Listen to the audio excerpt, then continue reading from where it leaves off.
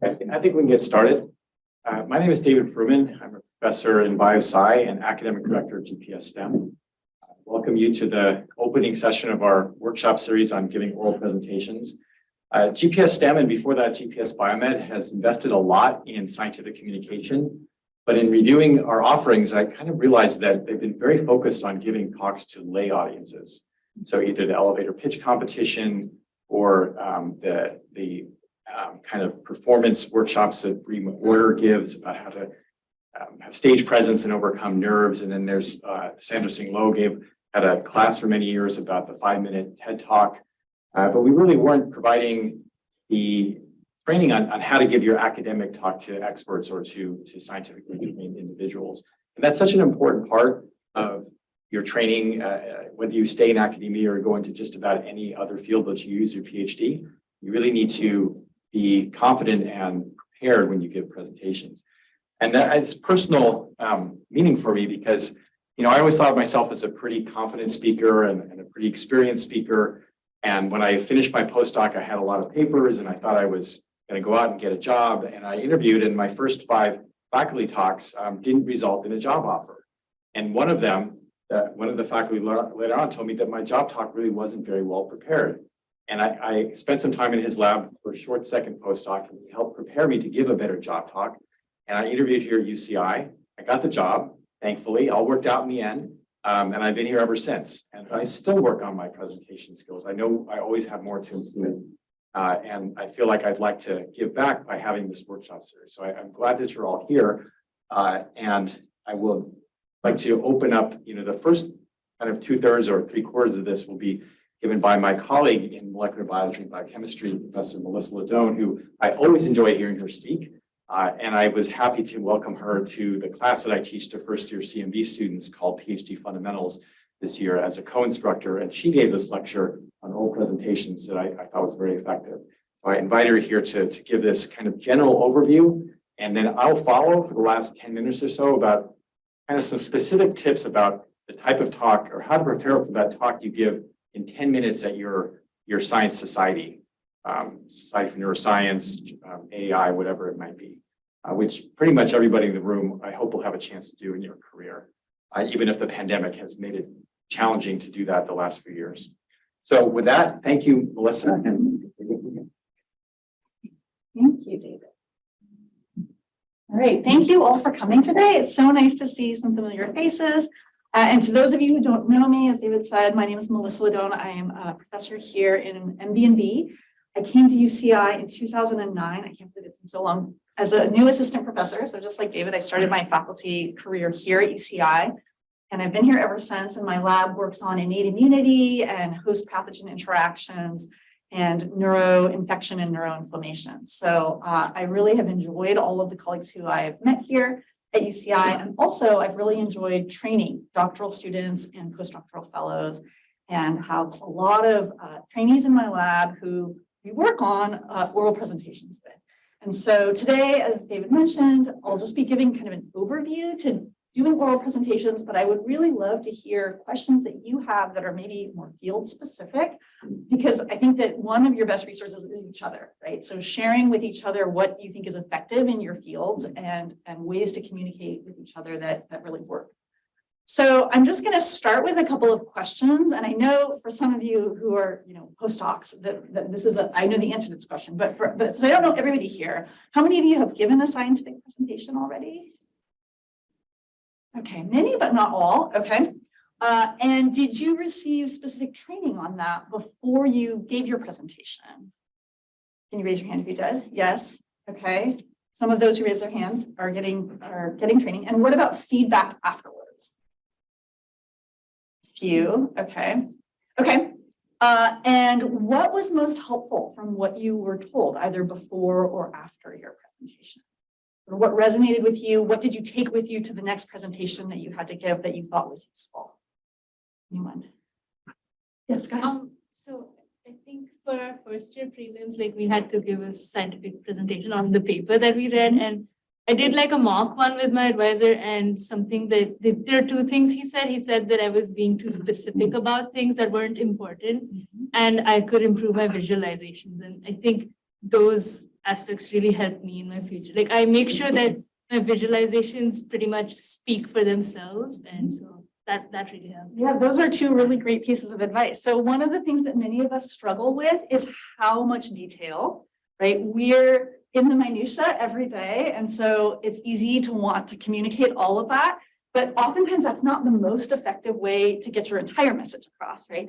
And then the second thing is you're making all these slides. So you have a lot of influence on what they look like and how they're perceived by others. And so thinking very carefully about what you choose to put on your slides can be another very effective way to communicate. Okay, anything else? Any other thoughts or ideas? Yes, Rebecca. We help the audience to understand what you're doing. Give a clear message for each slide that you talk. So a clear message for each slide. I think that's another really important component of putting a talk together is think about what the goal of each slide is, right? And that also helps with building the narrative of your story is if you can visualize each slide as part of a bigger story, then you can much more easily, I think, bring your audience through that story with you. There was another hand over here. Yes, go ahead. One of my advisors told me that when I'm preparing for a presentation, I'm always going to be nervous, but when I'm really prepared, then the nervousness also comes with excitement to give that presentation. Yeah, that's a really great way to help having the right attitude going into a presentation. For very few people, I think public speaking comes naturally. And so I think that one of the most effective ways that you can help yourself feel most comfortable is just by preparing for it and doing everything that you can to practice and be self-assured in what you're putting up on the slides. And then in addition, I think that this whole idea that if you think about your work that you're excited about and sharing it with someone, that's another way to feel less like you're being evaluated as you're giving a presentation and more like you're basically, I often try to think about it like, okay, I'm talking to a group of my friends. What do I want to tell them about my work, right? And how do I communicate that in a way that is going to resonate with them? Okay, what were some of the biggest challenges that you've been talking about preparing for a presentation with your advisor or your mentor? You raised one of them a moment ago, which is just nervousness, which is super common. That's good. I think the biggest challenge is to seem natural for me because I'm a ESL speaker, and before my master thesis defense, my advisor said that okay, you rehearse your oral presentation, but don't write all the script, don't write script and don't try to memorize it because while you are trying to memorize it, you will pause more than usual and it interrupt the flow of idea. Mm-hmm. So trying to speak in what sounds natural, but sometimes if you have really short talk, you almost have to memorize it, but to not do it in a way that sounds like it's been rehearsed and memorized, right? That's a really good point. Yes, you had a point also. Yeah, something I always struggle with is sort of, since we work in such a broad department with a bunch of different specialties, is how to simplify sort of the background and what the knowledge within sort of the rhetoric of my field without making it sound too simple, like I'm in too dumbed down. Right. It's finding a balance between those two features. I think that you've hit on one of the biggest challenges with communicating science to a diverse audience, because you want to be able to speak to the aficionados and communicate that you actually know the nuance and the detail. But at the same time, you don't want to lose half your audience very early on in your presentation. So you need to also be able to speak to the kind of the bigger picture as well. And so I think that's part of where I think communicating with your PI about what are really those critical details that you want to make sure you include. And what can you actually leave out, or maybe leave for questions, right? And that's something that you'll work on as you go through science and give more and more presentations. Okay, so as we move on then, oops, sorry. So one of the things, and we don't have to spend as much time on this as I allotted, but think about a recent talk that you went to, and maybe discuss with the people around you, what is it that you thought was effective about that talk? What did you like about it? And then also, what did you think they could have maybe done a little bit better? Or what did you take from it that you realized, the next time I give a presentation, I want to try to avoid doing this, that, or the other. Just take a moment, speak with each other, and then we'll hear some of what you say. And feel free to rearrange yourselves if it's easier. And I'm going to walk around. So. Oh, yeah.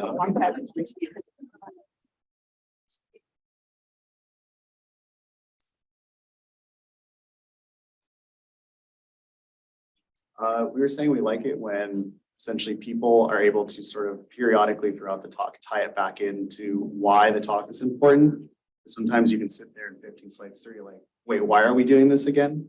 And so it's creating checkpoints throughout to kind of bring the audience back in and let them pick back up. Oh, that's right, we're doing this. What's the next thing? Right, so like reinforcing the goal as you move through the presentation. I think that's a great way of keeping your audience engaged and reminded when you've gone through 15 data slides of really what was the big picture question here. Sometimes people will use, oftentimes when we work on, biochemical pathways or signaling pathways, we'll have a model slide and we build it as we go. And so you have a series of data slides and then you go back to the model and now incorporate what you've now learned into that model, build more data slides and then incorporate, and then finish with the final model at the end, right? And so all the different ways that you can tie your story together in a cohesive narrative, I think is very helpful for engaging your audience.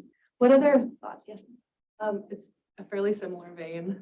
We discussed how something we like is if people mentioned the specific reason that they did each individual experiment and like what question it was answering, because if you're like an expert in your field, then you know exactly, oh, this experiment's obviously the next one to do after we did this, but if you're kind of more adjacent, then it's not always obvious. And then you see all this data and you're like, I don't even know why you did that. So one of the things that you're hitting on is the transitions, right? Building transitions from one experiment to the next is a really effective way of bringing your audience with you.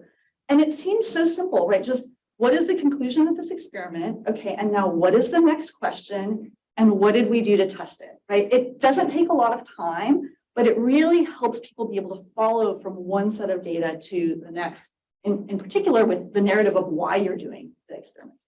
That's a really great point. Other thoughts? Yes, Laura. We were talking about how we like when a speaker is prepared and excited about their talk, and then something that maybe is not as ideal as when people have too much data and it can be a little bit overwhelming to understand the point, or when people don't explain their X and Y axes. And so someone outside of the field may be a bit confused about what they're looking at. So being clear about what the data are that you're showing, and as simple as what are the X and Y axes. I think that's a great thing to note. I always tell my trainees when you're showing a graph, the first thing you need to explain is what the axes are, what the experimental groups are, and then describe the data. Because a lot of times people will point at a graph and say, you can see, and then they'll point to like a high bar and a low bar, and you don't even know what the graph is or what the different experimental groups are because they're not labeled in a way that's clear.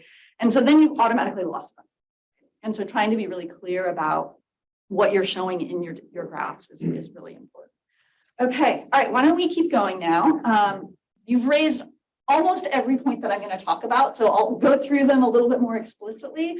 But if you have other comments or questions, please feel free to interrupt. David has created these workshops for you, and so however they can be most helpful to you is going to be the best use of the time. So I don't know that I necessarily need to spend a lot of time on this because David gave such a great, compelling story about why it's important to take oral presentations seriously. But you're all being trained as some sort of scientist, and there are really very few career paths where you're not going to need to give probably fairly regular oral presentations. And even as part of your training, you're probably going to be doing this as well. And as you all know, those who have communicated their science effectively to you are those who you have remembered their work, you can build on it, you think about the kinds of conclusions that they're able to draw, and their findings resonate with you because you actually understood the presentation that they gave. And so if you can communicate your science effectively, you're just going to be a more competitive speaker. In the case of a job talk in particular, where there really might be only one person who's going to obtain the position, there are lots of opportunities for best talk awards or best dissertation presentation, things like that you can be competitive for if you've spent some time preparing your talk and really taking the time to do it well. And then various other types of opportunities as well. And as you share your data with others, you also gain from having an impact on your research through getting feedback about moving your project forward, potentially initiating collaborations. This is something that is one of the real benefits when you go to a conference and you present on your research. If someone perhaps at a neighboring institution is working on a similar project and would like to collaborate with you because you're taking a complementary approach, like this could be a great way of expanding your network and really enhancing the impact of your work. Always getting new ideas and perhaps a new perspective on your work. So I'm going to go through 10 tips. Many of them are things that we've already talked a little bit about, but I think that this slide deck will probably be shared. You guys usually share the GD. So you can always go back to this later when you're actually putting together a presentation. The first is really finish within the allotted time, right? So in any opportunity that you have to speak, there will very likely be a clear time frame for it. So for instance, if you're giving a talk at a conference, you may be given a 30-minute time slot, but only 25 minutes of that is intended to be your talk, and then 5 minutes is question and answer. So you really need to finish at the 25 minutes, in part because if you're at a conference, likely you have a whole set of other speakers who are lined up behind you. And so conference organizers and session chairs don't take well to people who go way over their time and will very likely cut you off, right? And at certain types of conferences, like at Gordon conferences that I've been to, there really is like a machine sitting on the podium that has a green and a red light on it, and it starts flashing as you get closer to the end of your time, because they really want to preserve enough time to have question and answer and discussion. So you need to make sure that your talk is going to be finished within the time that's allotted. It's also just an indication of respect for all the other speakers who come after you, right? And so one way of planning for that is to estimate about a slide every minute, right? This is really going to depend on the nature of the talk you're giving and the content of your slides, but this is generally a good framework for structuring a talk. Some slides will be really quick. So your title slide, you're going to zoom through. You might have a slide that just has your hypothesis on it, and you'll state it and you'll move on, and it'll take 5 seconds. But your data slides are probably going to take more time to explain. And so on balance, about a slide per minute will generally work out. The second major tip is to really know who your audience is. This is super important when we think about those earlier comments that people raised about how much detail to provide, right? So you want to make sure that you are tailoring your background appropriately. When I was in the back of the room, one of the comments that was raised was, it's frustrating when you go into a talk and the speaker, in this case, it was in Department of Chemistry, and the speaker sort of dives right into data on the first couple of slides without really providing the necessary background for the entire audience to follow, right? Then you're going to spend an hour not necessarily understanding what the purpose of all of the work is, right? So try to tailor your background for the audience. And for instance, for let's say a 25-minute talk, you probably want to spend a good 5 to 10 minutes really building the scientific basis for your work. And so the background, the hypothesis, the rationale, the significance of the work, why are you doing this study? I know this seems like a lot of time to spend on background, but if you don't convince people that the question you're asking is important, it's going to be really hard for them to really appreciate all of the data that come afterwards. For a specialized audience, you can probably get rid of some of that background, right? If you're speaking to an audience of specialists who study cell death pathways in cancer cells, you probably don't need to explain what cell death is, right? And it's probably a waste of your time to do that. But you may be able to go into more details about all the different mechanisms of cell death and the specific pathways that are involved in cancer cells. For a general audience, this comes to the point that was raised earlier. It's probably okay to omit some of the technical details because the general audience isn't necessarily going to appreciate it. And this is a situation where the advice of your PI is going to be really helpful here because they have very likely given talks to both types of audiences and can tell you, you know, I really thought that this piece of information was critical for this audience to know, whereas some of these other details are maybe more superfluous. Okay. Tip number 3, why should they care? So it can be very easy to overlook this point because you have invested so much time and energy in your research. You certainly know why you care about it, but someone who's listening to you may not fully appreciate really the significance of the question, especially if they don't work directly in your field. They might not necessarily appreciate that there's a big knowledge gap that you're addressing. And so that should really be front and center. And of course, if you don't seem like you care about your research, it's really hard to convince other people to care about it, right? And so, for instance, if you're studying a disease, which many of us in the biomedical sciences do, talking a bit about the prevalence, the symptoms of the disease, the morbidity or mortality rates, who's affected, the epidemiology of the disease, that's going to help people connect with the kind of work you're doing because they'll be able to appreciate on a larger scale the importance of your work. In contrast, if you're working, let's say, on developing some new transformative technology, right? Really explaining the application of that technology, why it's needed, how it's an improvement over what people are currently doing. That's going to really help with people understanding why they should care. The second kind of related question is, why are you doing this project? So you may recognize that it's important to, for instance, develop a cure for a particular type of cancer. But within that, there are a huge number of different questions you could be asking. Why is it that the question you're asking is the relevant question, right? And so the rationale for your project should really build scientific basis for your question and hypothesis. And I think it's important to realize that not everyone's automatically going to appreciate the importance of your work unless you're explicit about it, and really telling them why you're asking a good research question. And so earlier when I was kind of walking around, someone had said they really appreciated when people were giving talks and they took people kind of step by step through the logic and why they are taking the approach that they are. And I think that that's helpful because all of us can follow logic like that.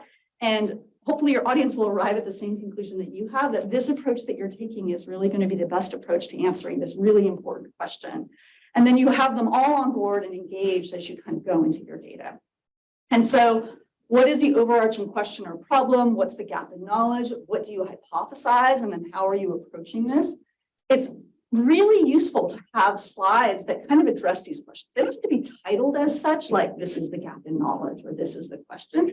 But communicating this logic as you're moving through is going to help people really understand why it is that you're doing the research that you've decided to conduct.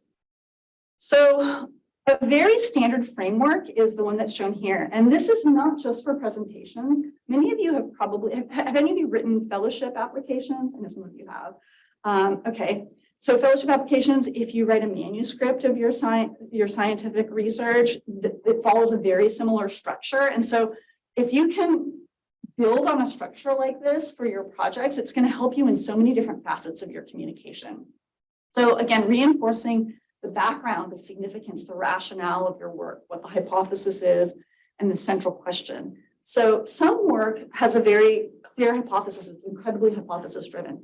Other work is going to be a little bit more exploratory, right? And so you may have work that is really asking a broad question, and that's okay as well. But I think stating what that question is in an explicit way will really be helpful for your audience as you begin to move into what your findings are. And then, of course, most of your presentation will be spent on the data, results, and figures, and we'll talk a little bit more about ways that you can go through those, and then conclusions and future directions. So my sixth tip, which gets to a point that was raised earlier, is to make sure that you simplify your data to an extent that it's understandable, but you also don't want to dumb it down to the point where, you know, an expert in the field is going to feel like, you know, it'd be really nice if we could see a little bit more data, right? So it's kind of finding that balance. But when you show figures, I think showing figures that are simple and clear and showing multiple slides of simple, clear figures is going to be much easier to understand than showing something like this. So this is just taken from a paper we published a few years ago from one of my graduate students.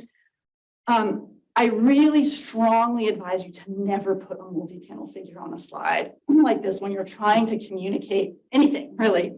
This sometimes happens when people are doing journal club. That's when I often see it happen, is that it's not necessarily your work where you have a slide of each individual figure, but you've downloaded the paper, you've taken a screenshot, or you've downloaded the figure, and this is kind of how it shows up on the slide. And then the logic is just to walk through it. But it's so hard for people to appreciate really anything from a slide that looks like this, in part because it's just very hard to see what's happening. And there's so much going on, it's hard to know what to focus on, right? And what's important. And so, for instance, if you were to take even just this figure, so these are largely flow cytometry plots. So instead of something like this, if I were to explain that panel, I would first probably explain how I generated the data, right? So what we're doing here is we're looking at subsets of immune cells called monocytes from human blood. And these subsets can be identified on the basis of the proteins they express on their surface. So in this case, this monocyte is expressing a protein called CD14, which we can detect with an antibody that recognizes CD14 conjugated to a fluorophore. And if we take these cells and run them through a flow cytometer, we generate plots that look like this, where each dot is an individual cell. And on the x-axis, we're looking at CD14 conjugated to the FTC-fluorophore, and on the y-axis, a protein called an antibody that recognizes CD16 conjugated to this fluorophore. So each dot is showing different levels of expression of these two markers, and then we can gate on these populations with these numbers representing the frequencies of cells within each of those, right? And so even those of you who've never seen a flow plot before in your life now can actually understand what this is, hopefully, to some degree, right? Whereas if I had just shown you this and said, look, we have these different populations of monocytes, it would really not be anything. I mean, you'd have to be trusting me, right? Because I hadn't explained the data to you in a way that you could actually sort of understand it, right? So you can conclude that we have the highest frequency of inflammatory monocytes, which express CD14, high levels of CD14 and low levels of CD6, right? And so thinking about breaking your data down in a way that will be digestible to people, I think is really helpful, okay? And this isn't to say that every single person in the audience has to necessarily follow every single piece of data that you show from the beginning of your talk to the end. I think that that's a really high bar to meet because everyone's coming in with diverse levels of background in your talk, right? But if you can keep most of your audience engaged all the way through, and even if they can't understand every single data point, if they can understand what the graph is meant to be showing and what you're concluding from it, I think that that's a huge win, right? So another strategy that can be very helpful if you're showing a graph like this that's got a lot of different conditions and a lot of different dots, and what you're really focusing on is one condition, using things like red boxes or animating your graph so that you're only showing the conditions one at a time and then you build the graph when it's complicated is another very effective way of having people focus on what it is that you want them to pay attention to. Because if I show you the data like this, it's really hard to know where to look. There's a whole bunch of significant stars that are kind of spread out all over the place. But if what I'm telling you is in this condition, we're comparing infected to uninfected samples that are treated with a vehicle control, and each dot is a different blood donor. We're looking at the release of a cytokine called IL-1, and then you can at least be focusing where I want you to focus because I put this big red box around it. And many of us, when we get nervous, we start to sort of shake a little bit with the laser pointer. Sometimes you'll be in a presentation where the laser pointer is not very good. And so even though you're trying really hard to point out a specific group or condition, it's not effectively showing to the rest of the audience. So I think using things like boxes or arrows or other animations into your PowerPoint can be a really effective way of helping people hone in on what it is that you want them to focus on. So in addition to keeping figures simple and clear, trying to avoid confusing people with tangential information is generally helpful.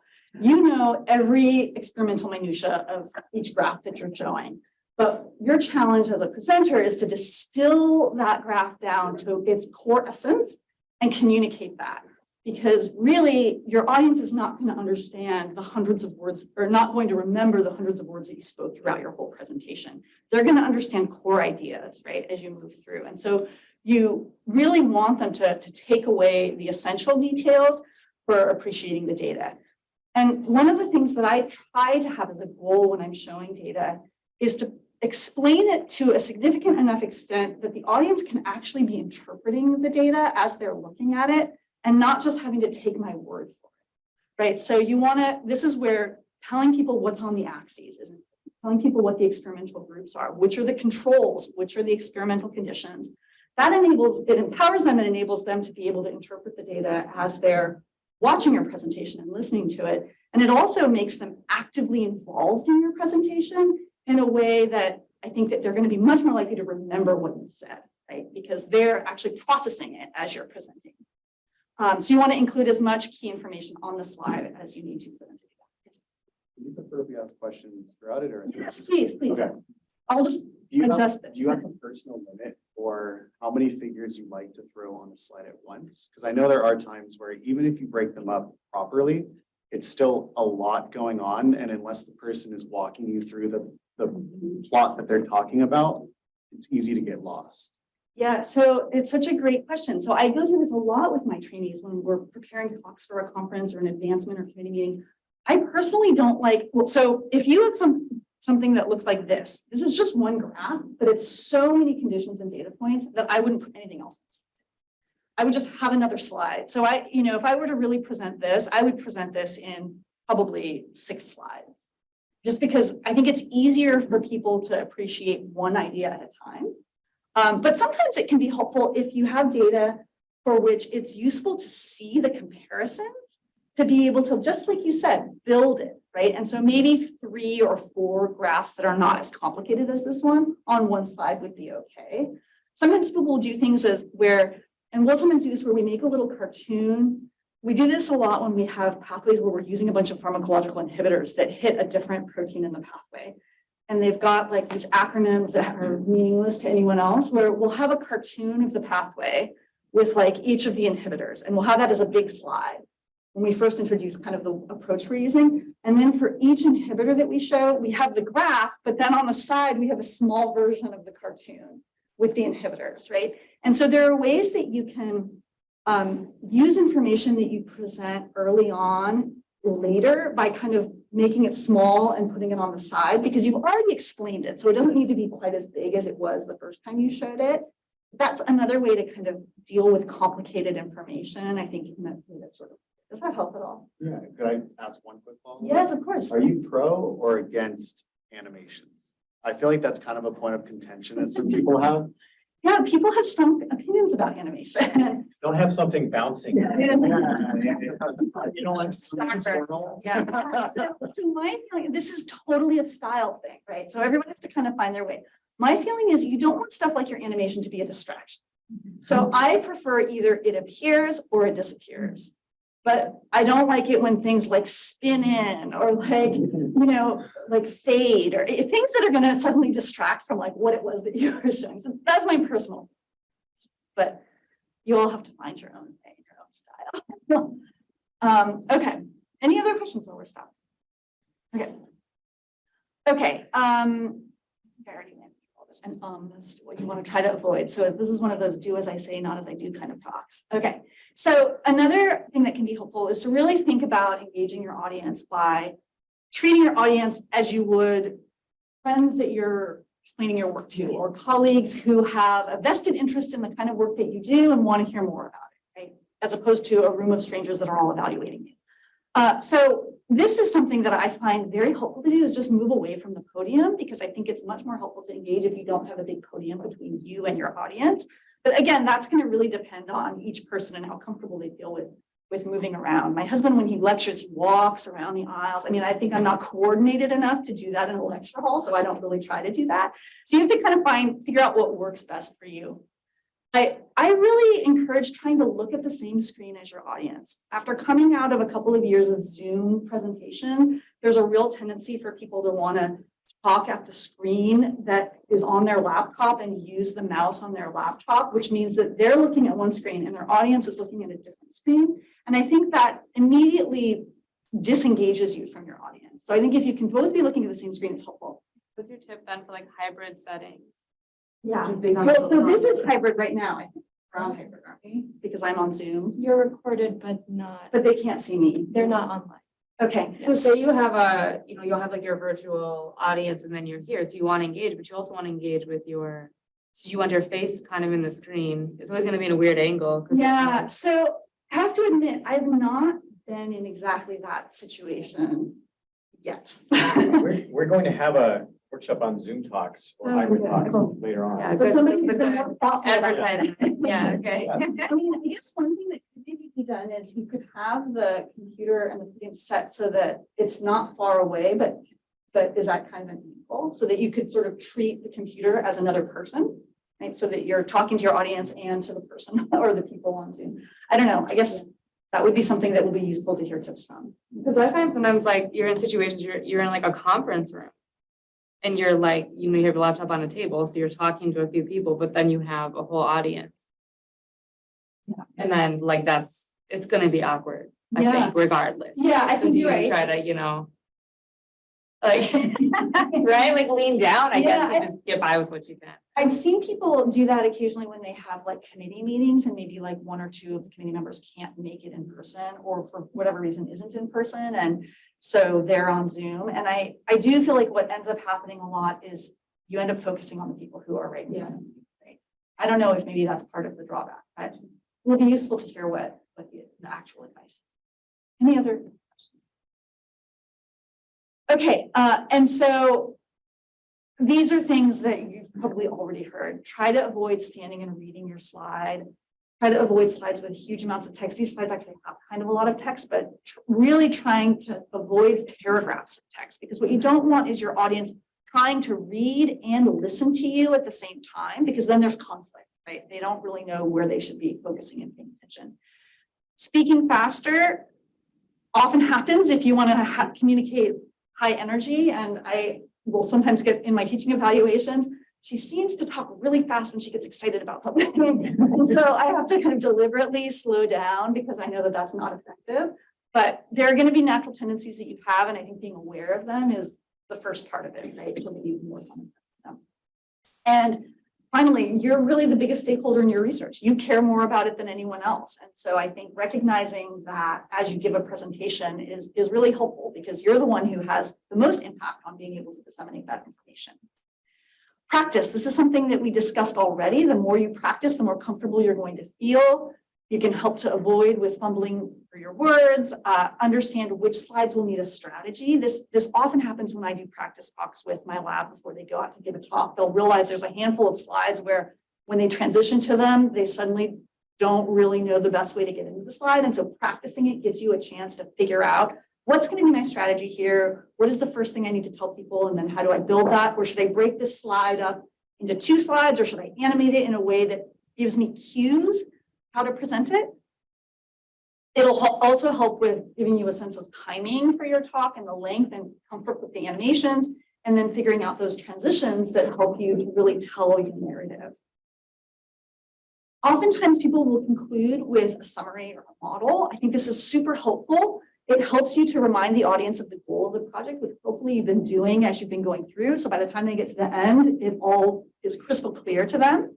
How did your work address the question? And then if you've been building a model throughout, finishing with that model can be really helpful. One of my former mentors used to have a conclusion slide, do acknowledgements, and then during question and answer, he put the model back up again. And so then people are looking at that as they're asking questions, and you can kind of use the model as he's answering questions.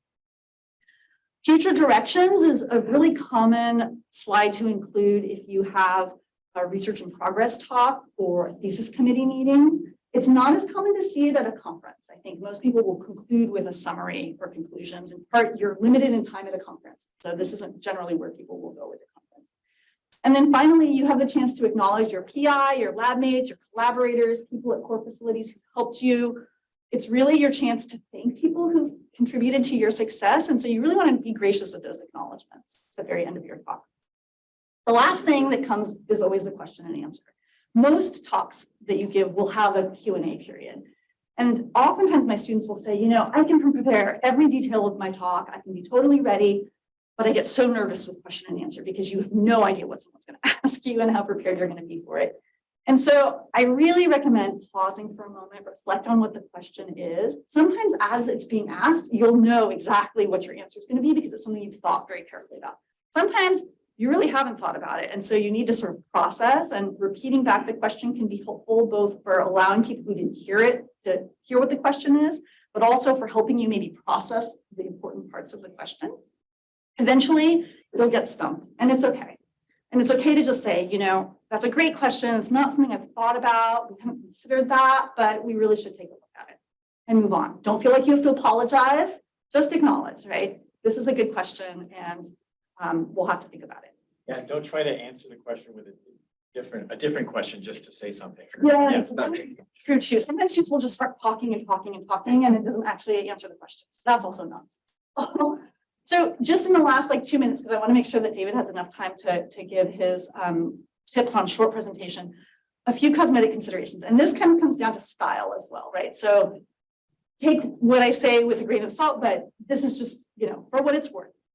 I really recommend using professional fonts, right? So these are some that are considered sort of professional, mostly since not all fonts are available on all different types of computers. I would really avoid using rare fonts. And the reason for that is sometimes you'll go to a conference and they'll ask you to upload your slides onto a conference computer a day in advance or something, and then it's going to be projected up from the podium.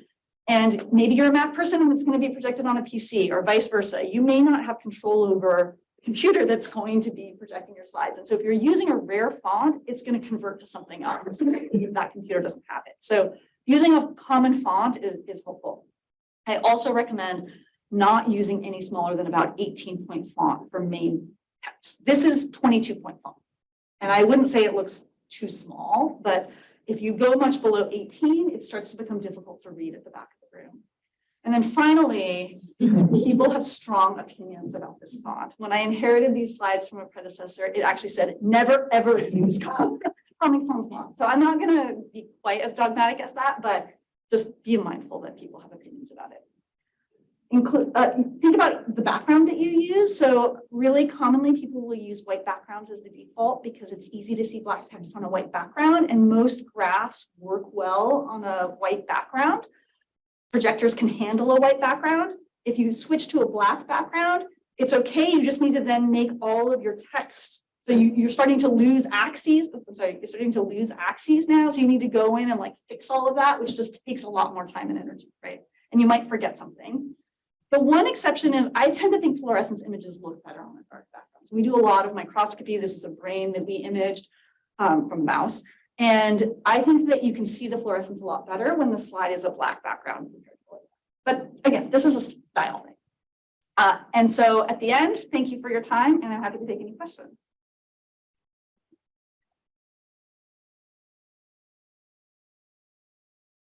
So, say you have just a couple slides that have fluorescent images, so is it okay you can switch between them? So that's what we end up doing. We keep everything else about the formatting the same. So the same font for the titles, same, either it's left justified or it's centered.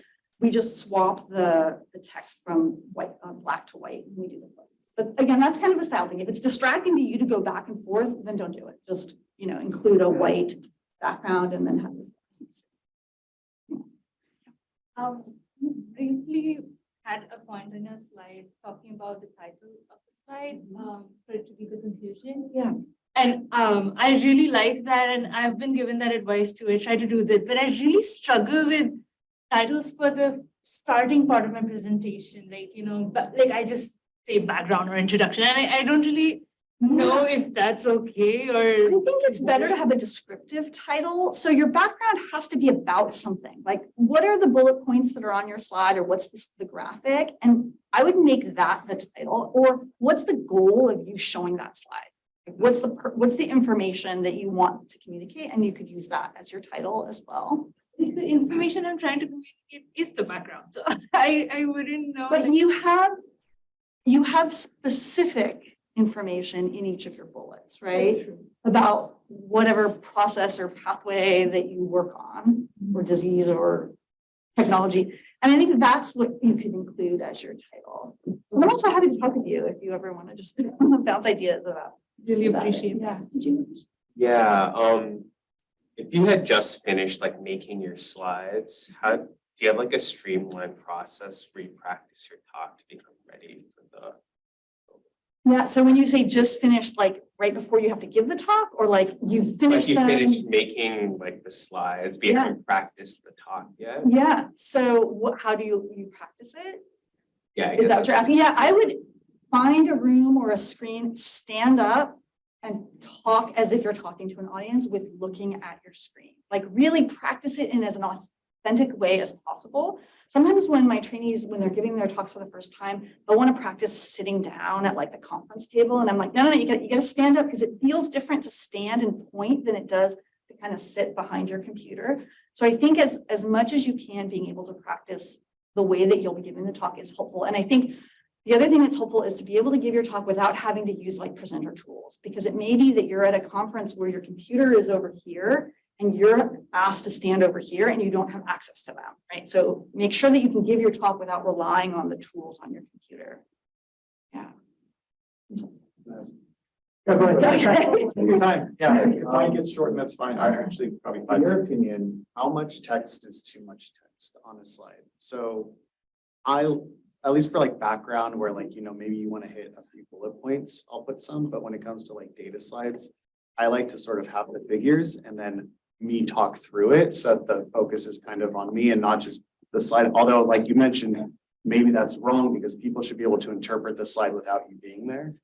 So I think your intuition is right on this. So I also agree that if you can just show the figure without a lot of text, I think that the standalone figure is really helpful. And maybe you just have a little bit of text, like oftentimes we have, because we do infection models, there's a certain day post-infection that we harvest our mice or our cells or whatever. And so I'll also meant to put that information just so that someone knows what the time point was, or what the strain of pathogen was that we used, or the strain of mouse that we used. Something like some of those like technical details that's kind of helpful to know.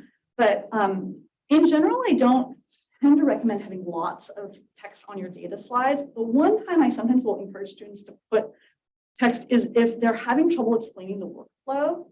And I'll say, just put a quick workflow with like 3 little text boxes with arrows. And it might help to remind you to explain the experiment and then show the data. And that can also be helpful for an audience, right? That if they're not familiar with that particular type of experiment, that they can kind of see, you don't want a detailed workflow, but like 3 little text boxes with some arrows can be helpful with just like 5 or 6 words in each one. Ask, how long did it take you until you were like comfortable speaking publicly? Like years or presentations? Yeah, I don't know. I'm the wrong person to ask because I did a lot of music performing as a kid and just got over nerves at a young age. And so I get nervous when I'm talking to people I know.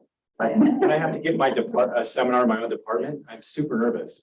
But when it's just a bunch of audience people who I don't know, then I'm different than most people. So yes, that's different than most people. So I still get nervous.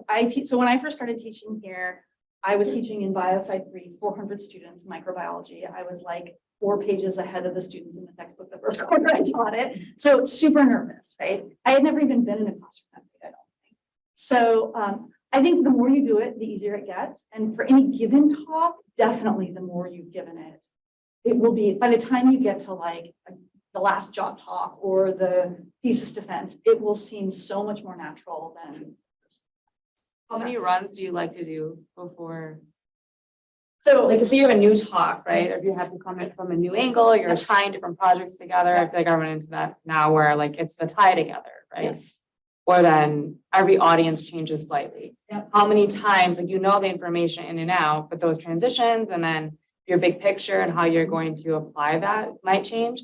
How many run-throughs would you? So I frequently am in this exact situation because now I'm presenting on work for my trainees. And so oftentimes it's new and there are frequently conferences I'll go to where I'm telling a story for the first time.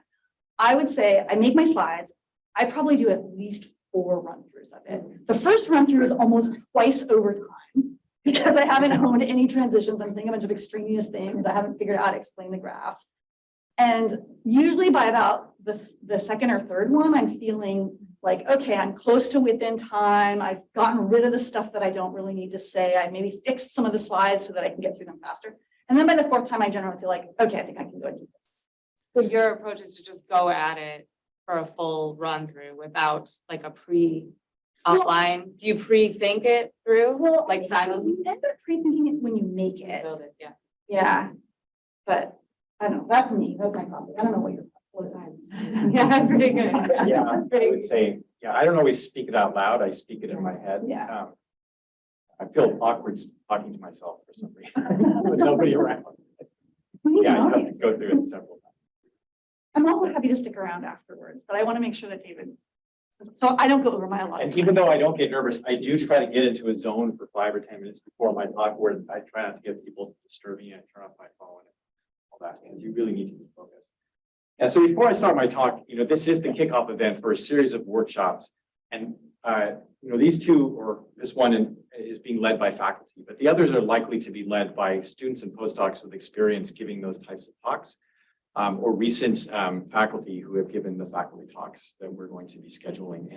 And there'll be smaller groups and, the dates haven't been set, but after we're done here, you'll get a request to answer survey about which of these workshops you want to participate in. The RIP talk, the thesis seminar talk, the postdoc talk, the academic job talk, industry job talk, et cetera. We really appreciate you answering the survey. So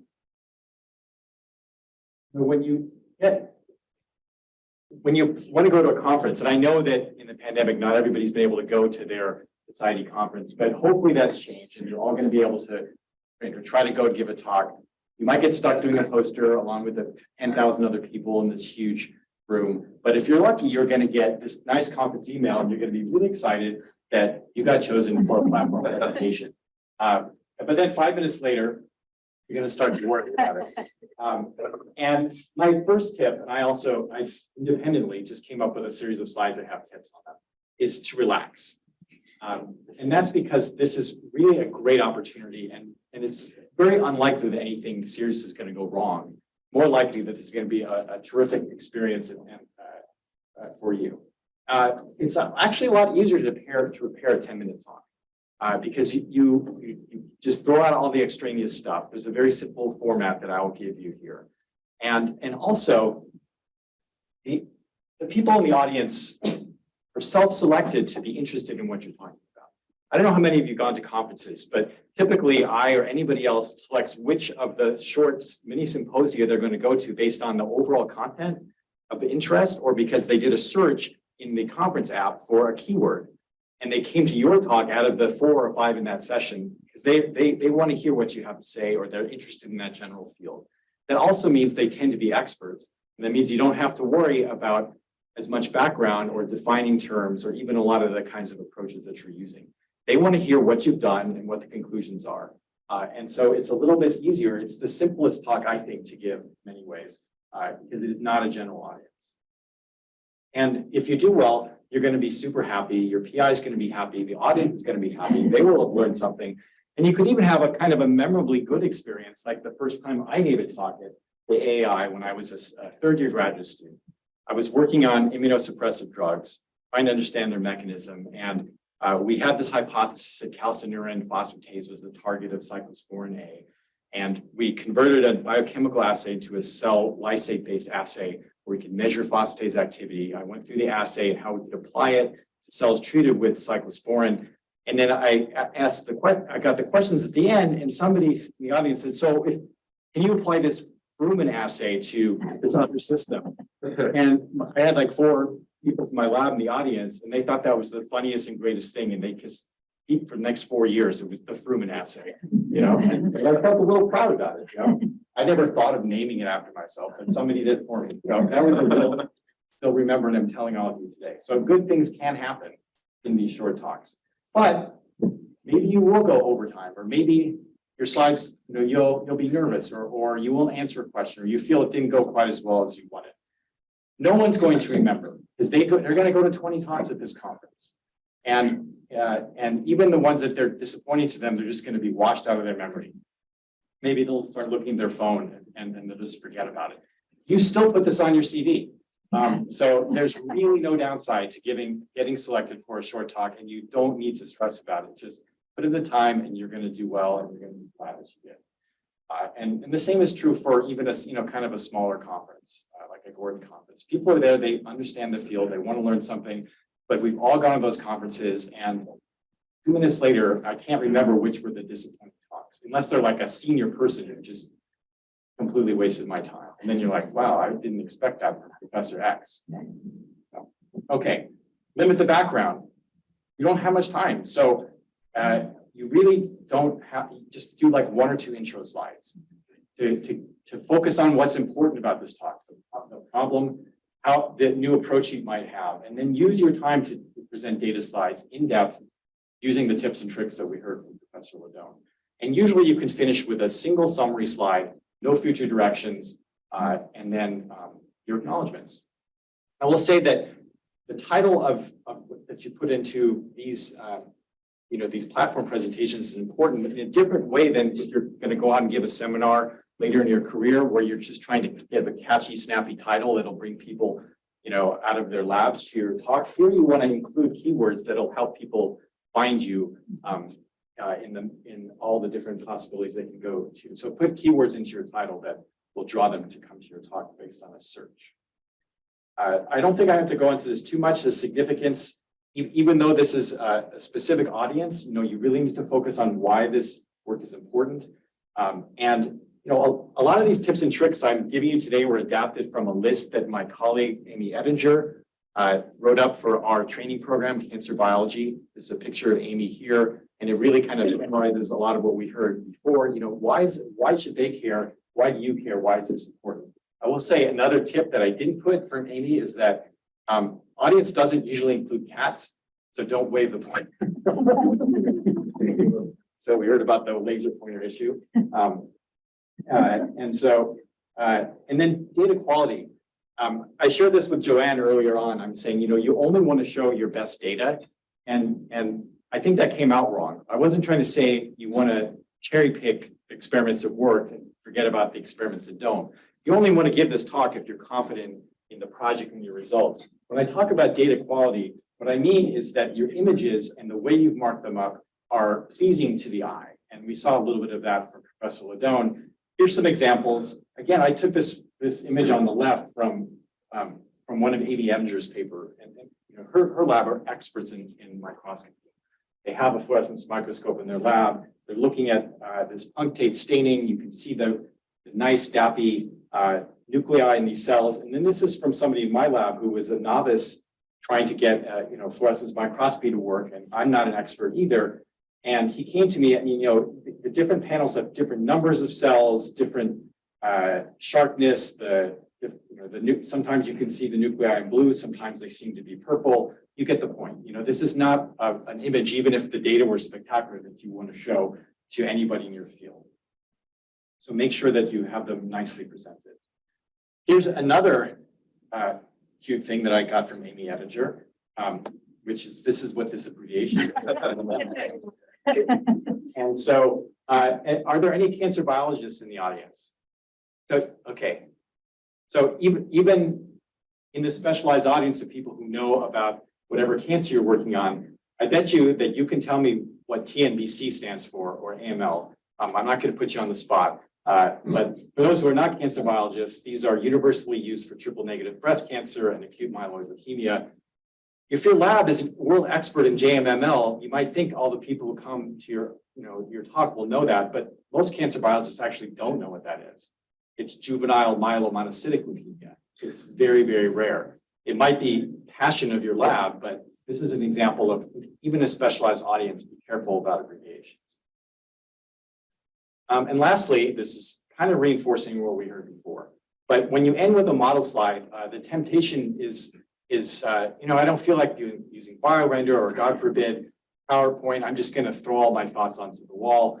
And so, people can look through this, and I think they get a pretty good idea of what you're trying to say, but I think it's a lot easier to get the message across, and they'll remember it better with an image. And that's kind of a humor here, but here's an example of a talk I might give. And these are the conclusions of my talk, of this kind of hypothesis that we've been trying to test. But it's much better to just present it in a model figure like this. And I can go through and say all these things that you see on the right, and I can even animate them in if I want to, as I go through the different points of this figure, as I try to make these points. But a lot of people are visual learners, and they'll actually be happy that you presented them with a model that they can look at instead of having to read as you repeat what you've said there. So these are just some general tips for the short talk. I tried to keep it brief within my 10 minutes. I think I succeeded. We can go over time. And originally I wanted to talk about answering questions, but we heard about how to answer questions. So I will just be the one to answer the questions. And thank you for your time.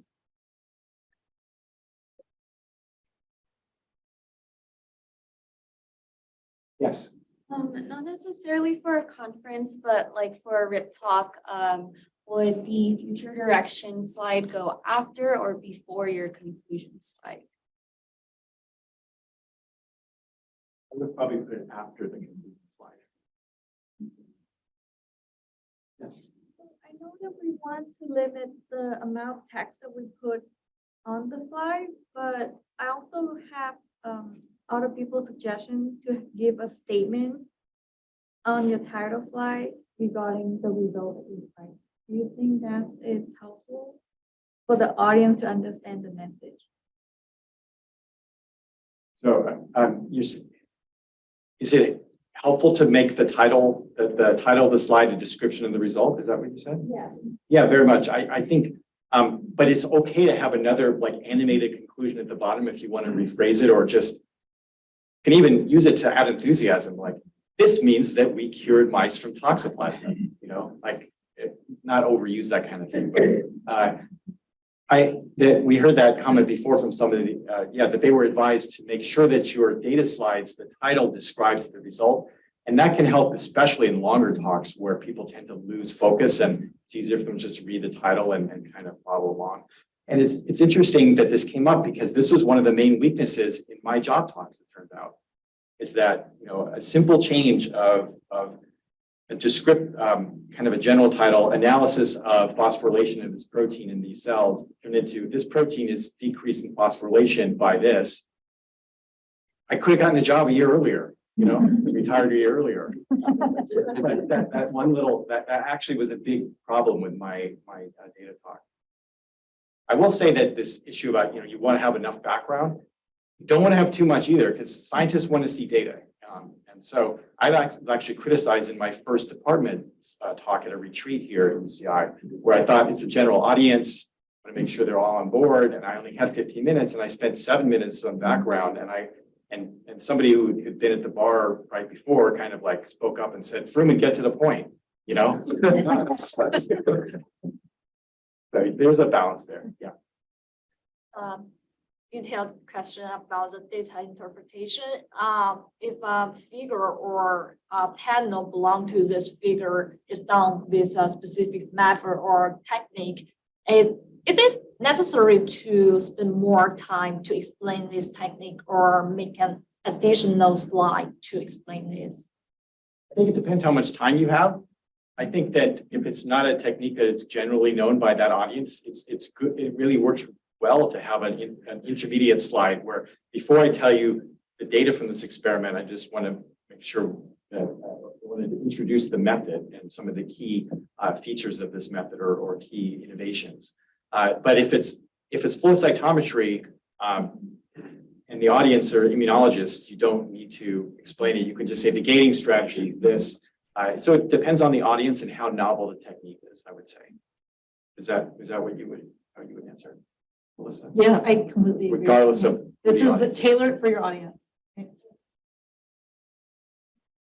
If the, like we mentioned this before, like if the audience is like mixed, where you have people who don't know and people who do know, for example, like a thesis defense or something. So how do you do that balance? I think I wasn't really, like I didn't get that. Like I don't know how to do that. I think that you should go to the thesis defense, the workshop. I would say for me, the thesis defenses that work the best are those that spend about 5 minutes giving the overview for people who are their mothers and fathers and cousins and brothers and significant others who know nothing about science. And then you just forget they're there and you talk to your but you talk about one of the 8 projects that you've been working on, not all 8. And then at the end, you tie it back to something that everybody can understand. And you finish in well under an hour because you need time to show embarrassing photos of your PI and, your dog and everything else, So, the thesis defense, a lot of people attempted after 5 years to show everything they've ever done. And it's really just pick the best vignette from all that time and show excitement about what you've achieved. I guess having a conclusion as a title also helps balance out, like, even if they don't understand what I'm exactly saying, at least they know what the point of the slide is. I guess that's another way. Okay. Everyone reads the title, right? So Yeah. even if all they do is read every slide title, they'll at least come away with all of the. I think there was another question over here that I raised. Yeah, I think I had one, but so you had mentioned sort of tailoring the talk to your audience, which absolutely makes sense. Is this kind of format like it seems like a lot of the discussion's been about conferences and giving academic talks, but while I'm sure many elements are the same, are there any differences that we should note for, say, giving a talk to someone in industry? You have Like, to go to the industry training. yeah. Session. Oh, there's a workshop on that? Yeah. some kind of cool border of the slide. And some drug, shape that's touching a cell or something. I mean, the answer might be no. It might just be, it follows the exact same sort of flow that an academic talk would be. I'm not too sure. I am not going to be the one giving that talk, but I'm going to try to get somebody who has that experience. I would say that industry people, they also care a lot about the big picture, but they want to see how you think as a scientist, just as anybody hiring you for a faculty position or a postdoc would as well. That you had some problems and how you address them and what the cool things are that you achieved at the end of that struggle. And what you worked on isn't necessarily that important for what you're going to be working on in the company. That's a misconception a lot of people have, is that I am a neuroscientist working on ion channels, and therefore I can only get a job in a company that's studying ion channel blockers. They're looking for people who have good analytical skills, project management skills, who've worked, with people that have mentored people, that have done collaborations. And so in the industry talk a lot about collaborations, talk a lot about the resources you use to learn about. You went to a workshop to learn about bioinformatics or microscopy. So that shows that you know how to navigate science and work with people and fill your gaps in knowledge.